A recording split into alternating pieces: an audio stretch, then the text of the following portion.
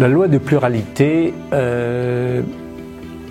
trouve en écho plusieurs paroles, phrases. Je vais vous en citer quelques-unes. D'abord, il y a une belle phrase de Marcel Proust qui nous dit « Voyager n'est pas aller vers de nouveaux paysages, mais voir l'univers avec les yeux de 100 autres. » Changer de regard, changer de lunettes, voir les choses différemment. Imaginer d'autres manières d'approcher le monde et les autres. Par exemple, pour s'aider d'ailleurs, on peut faire un petit jeu qui s'appelle des jeux de rôle. On peut s'aider de ce qu'on appelle aussi la chaise vide. Vous mettez deux chaises, l'une sur laquelle vous êtes assis, une autre en face. Vous imaginez qu'en face c'est un autre personnage et vous allez vous asseoir sur la chaise qui est en face en rentrant dans cet autre personnage et vous vous demandez comment cet autre personnage voit le monde, comment il voit les choses que je vois par exemple vertes, lui comment va-t-il les voir, jaune, bleu, et ceci nous permet d'évoluer. Et par exemple, si vous voulez donner du corps à cet exercice, eh bien vous pensez à une personne de votre entourage, vous dites comment cette personne réagirait, vous essayez de vous mettre à sa place et de vraiment ressentir les choses à sa manière sans jugement. Ça vous fera évoluer, vous deviendrez plus intelligent. Voilà. Une autre phrase de Emerson qui dit « Voyager, la vie est une expérience. Plus on fait d'expériences, mieux c'est. » C'est vraiment une parole de pluralité et d'abondance. Il n'y a pas de jugement. Il n'y a pas de jugement de valeur. Et ça me fait penser aussi à cette parole connue, je crois qu'elle est de Mandela, qui disait « Je ne perds jamais.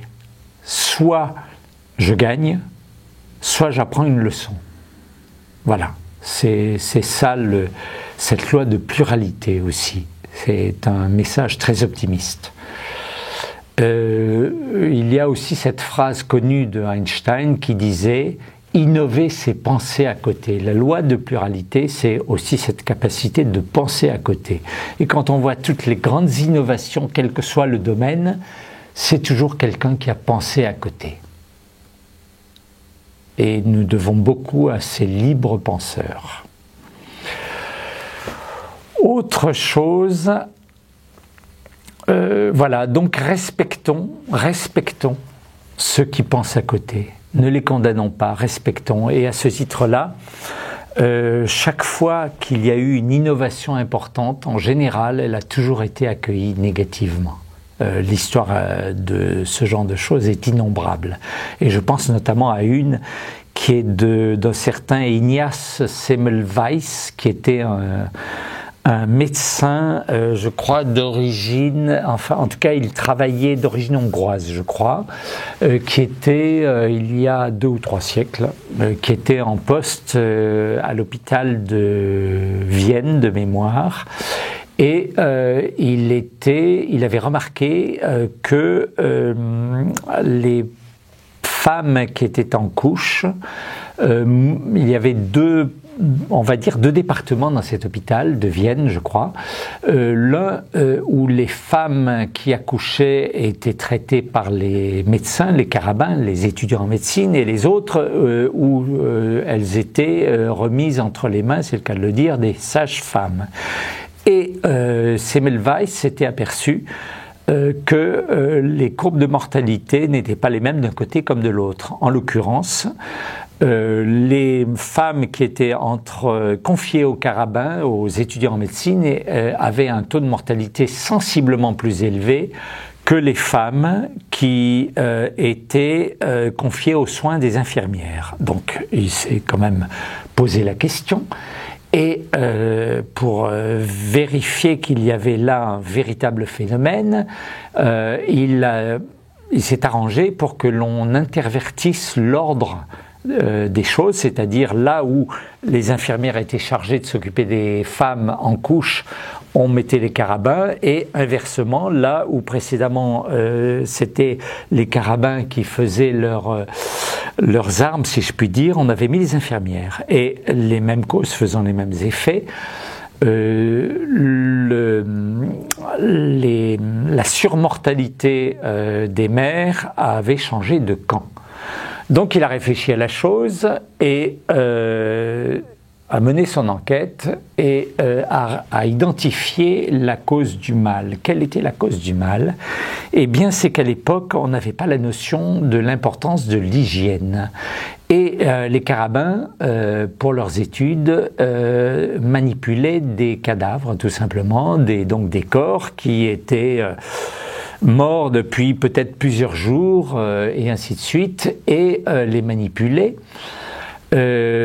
avec leurs mains, ne se lavaient pas les mains, et après allaient s'occuper des femmes en couche. Et donc infecter ces pauvres mères qui souvent en mouraient. Donc, Semmelweis a tiré ses conclusions, en a parlé et en a déduit un modus operandi qui disait en fait aux médecins, qui soulignait l'importance de l'hygiène et l'importance notamment de règles élémentaires comme se laver les mains avant de s'occuper des femmes en couche. Il a été très très mal reçu. Il a perdu son poste à l'hôpital de Vienne. Il en est même mort parce qu'il a eu beaucoup de mal à retrouver. Enfin, il a été mis au banc, en fait, on va dire, de la profession. Et donc a été condamné par ça. Il a fallu attendre un certain nombre de décennies avant que ses travaux soient tirés de l'oubli. Et entre-temps, évidemment, beaucoup de femmes sont mortes en couche inutilement, tout simplement parce qu'on avait refusé cette pensée novatrice. Voilà, c'est un exemple que je trouve particulièrement poignant de notre refus, de la tendance que nous avons à refuser l'innovation. Il y a plein d'exemples de ça. Par exemple, dès qu'on est confronté à une théorie nouvelle, en général on la refuse. Einstein a connu ça. Max Planck, qui est à l'origine de la révolution quantique, a connu ça à telle enseigne qu'il disait que ses idées avaient fini par s'imposer parce que, en quelque sorte, la vieille garde avait fini par mourir et une nouvelle génération habituée à ces idées nouvelles avait pris sa place.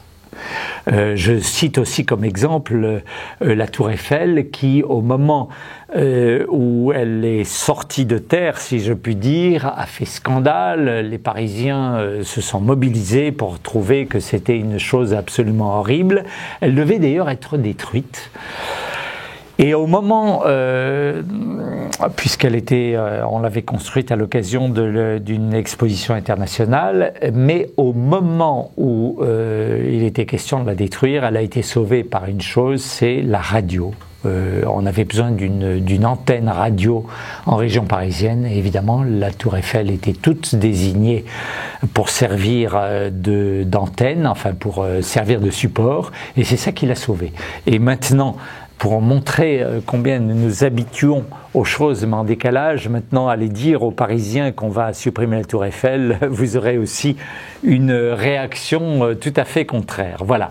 Mais c'est important de contacter ceci, c'est-à-dire nous avons une tendance à refuser, je dirais presque par principe, l'innovation quand elle est trop grande. Voilà.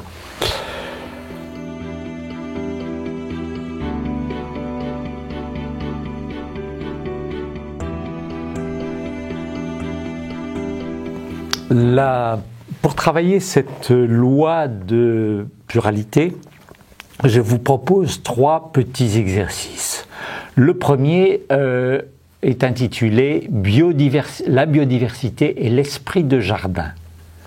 Imaginez-vous dans un jardin riche d'une grande variété de plantes et promenez-vous dans ce jardin, sentez ses odeurs, admirez ses couleurs, observez ses fleurs, ses feuilles, ses plantes.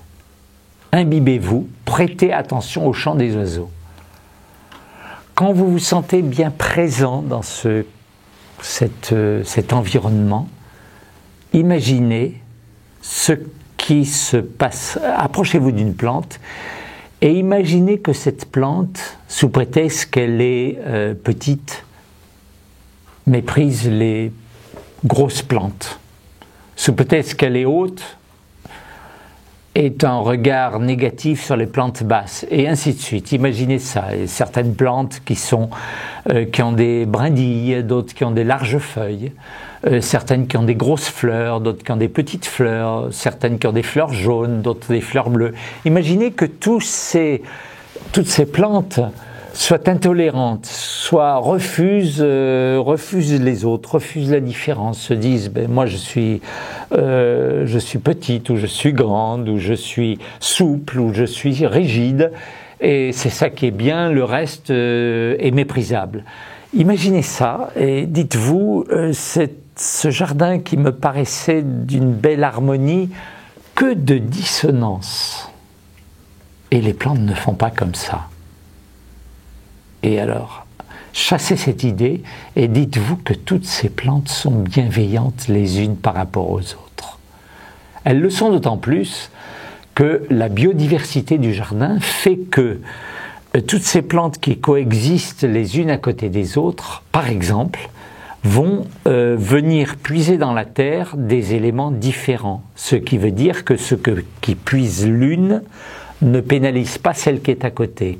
Par exemple, on sait qu'une forêt qui est mûre, un arbre d'une espèce n'est jamais entouré des arbres de la même espèce. Il est entouré d'autres espèces exactement pour cette raison, parce que chacun va venir chercher dans le sol des éléments différents. À telle enseigne que quand on cultive un champ avec toujours les mêmes plantes, eh bien, on sait que l'année suivante, il ne faut surtout pas replanter les mêmes plantes parce que la terre est épuisée des éléments nutritifs correspondant à cette espèce.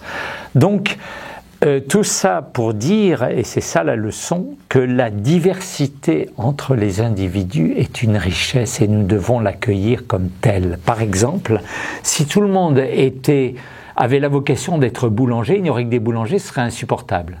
S'il n'y avait que des gens qui veulent être, je ne sais pas moi, professeurs de maths ou chauffeurs de taxi ou tout ce qu'on veut, ça ne pourrait pas fonctionner. La société fonctionne grâce à la diversité. Donc accueillons cette diversité. Pensons harmonie. Pensons complémentarité. Faisons comme toutes ces plantes qui sont dans un même jardin et qui sont obligés, si je puis dire, parce que c'est un peu projeter nos sentiments à nous, les plantes ne les ont pas forcément, mais imaginons que toutes ces plantes sont bienveillantes les unes par rapport aux autres et essayons d'être tout simplement comme elles. Voilà, c'est le premier exercice. Le deuxième exercice que me suggère la loi de pluralité est intitulé « La rupture d'habitude ». Alors, je fais une petite parenthèse avant pour rappeler qu'en neurosciences, on sait aujourd'hui que pour changer une habitude de façon durable, il faut 21 jours. C'est-à-dire, en fait, pour imprimer à notre cerveau une nouvelle habitude. En général, d'ailleurs, on ne chasse pas une ancienne habitude déjà prise, on superpose à l'ancienne habitude une nouvelle couche. C'est comme une nouvelle couche de peinture, une nouvelle habitude qui va inhiber la précédente. C'est important parce que ça veut dire que quand on veut travailler sur soi, quand on veut évoluer, eh bien, il faut une certaine persévérance. Ce n'est pas vous faites un effort et vous abandonnez, ça ne donnera rien du tout. Au moins 21 jours de répétition quotidienne. C'est important de savoir ça parce que si on veut faire des choses durables, il faut tenir compte de cette loi. Alors, la rupture d'habitude, c'est des choses toutes simples, c'est-à-dire au quotidien, vous allez innover, vous allez faire les choses différemment. Par exemple, c'est un truc tout bête qui est utilisé parfois, par exemple en coaching et en coaching d'entreprise. On demande à une équipe, un truc tout bête, c'est de changer sa montre de côté, l'installer de l'autre côté et voir comment ça marche. Par exemple, ça veut dire que dans un groupe où on a l'habitude de se réunir dans une salle, eh bien, on va changer les places, voire on va changer les rôles, momentanément. Ça veut dire que, par exemple, pendant une semaine, vous allez changer vos habitudes alimentaires, vous allez manger des choses que vous ne mangez pas d'habitude. Ou encore, ça veut dire que vous allez, alors que vous êtes accro, si je puis dire, à tel type de musique, vous allez changer, vous allez explorer, vous allez découvrir d'autres types de musique, et ainsi de suite. Vous allez, si vous avez l'habitude d'aller à un bar donné, à retrouver les amis, vous allez échanger, vous allez découvrir un autre monde, et ainsi de suite. Voilà, je dirais que sur ce point-là, l'exercice consiste à se dire toutes les semaines, chaque semaine, je vais changer quelque chose dans mes habitudes, non pas pour les changer durablement, mais simplement pour explorer autre chose. Par contre, s'il y a des habitudes dont vous voulez vous défaire, à ce moment-là, c'est autre chose. Vous allez vous dire quelle nouvelle habitude je veux me choisir, quelle nouvelle habitude je veux implanter dans ma chair mentale, et là, comme je vous ai dit, c'est au moins une affaire de 3 semaines. Donc vous ne changerez pas toutes les semaines, vous avez au moins 3 semaines pour enraciner cette nouvelle habitude. Voilà. Le troisième et dernier exercice s'intitule « Choisir en conscience ». Il est un petit peu le prolongement du précédent. Partant de cette idée liée à la pluralité, donc le relativisme d'une certaine façon, que nous avons le choix entre plusieurs systèmes de valeurs, entre plusieurs convictions, et que, puisque tout cela finalement est un petit peu arbitraire, autant choisir quelque chose qui nous est bénéfique, et en général, quand ça nous est bénéfique, c'est aussi bénéfique à notre entourage. Et dans ce cas-là, ça veut dire qu'il est souhaitable de faire un effort d'introspection et de, par exemple, vous allez prendre une feuille et vous allez noter vos croyances, les croyances c'est-à-dire les valeurs, si l'on veut, qui motive votre action, votre gestion de vie, vos rapports avec votre entourage. Vous allez prendre une feuille de papier, vous allez en noter une dizaine, une quinzaine. Voilà, prenez le temps qu'il faut pour noter tout ça. Et sur chacune de ces croyances, vous allez vous poser ensuite la question, en quoi cette valeur, cette croyance, cette conviction affecte ma conduite de la vie, ma conduite, ma façon d'interagir avec mon entourage, ma modalité relationnelle, si on peut dire. Et en troisième chose, si cette valeur et les conséquences que cela implique ne vous semblent pas tout à fait satisfaisantes, posez-vous la question, par quoi puis-je la remplacer ? Et à ce moment-là, vous écrivez la chose et vous transformez ça en nouvelle habitude. Il y a des techniques pour ça.